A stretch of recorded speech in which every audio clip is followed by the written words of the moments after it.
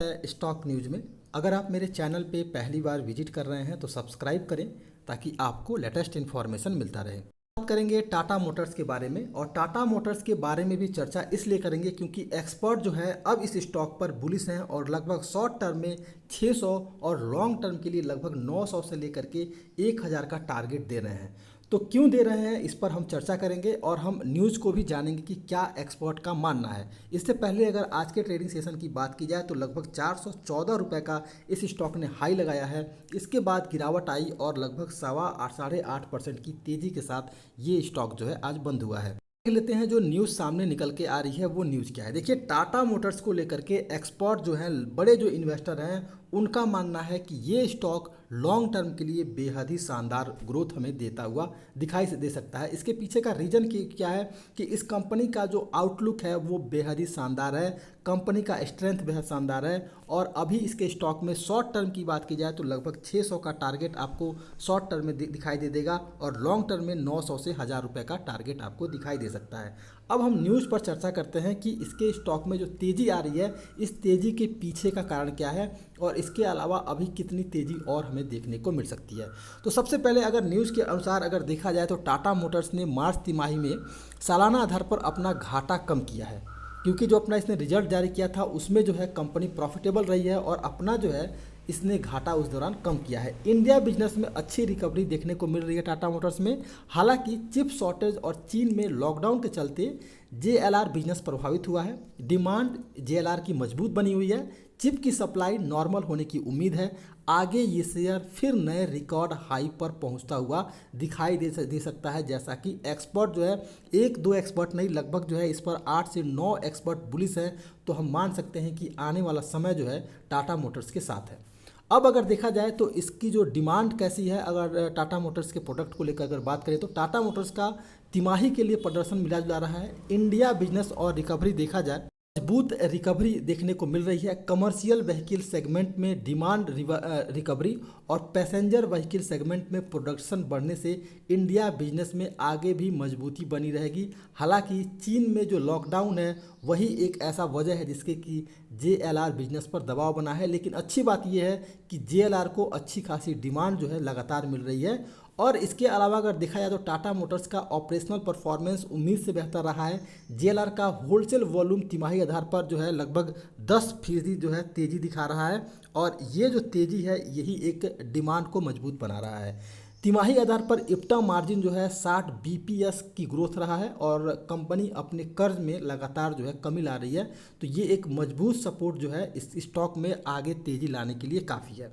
अब अगर देखा जाए तो एफसीएफ में सॉलिड ग्रोथ और फाइनेंशियल ईयर 2023 के लिए मजबूत गाइडेंस भरोसा बढ़ाने वाले फैक्टर हैं। कंपनी अपने कर्ज पर लगातार काम कर रही है, आगे भी डिलीवरिंग जर्नी जारी रहेगी। कंपनी का डोमेस्टिक बिजनेस मजबूत हो रहा है। चिप की कमी की जो समस्या है उसको लगातार कंपनी दूर करने की कोशिश कर रही है। अच्छी रिकवरी आने वाली है, डिमांड मजबूत बनी रहने का उम्मीद जो है इसको जो फ़ायदा मिलता हुआ दिखाई देगा।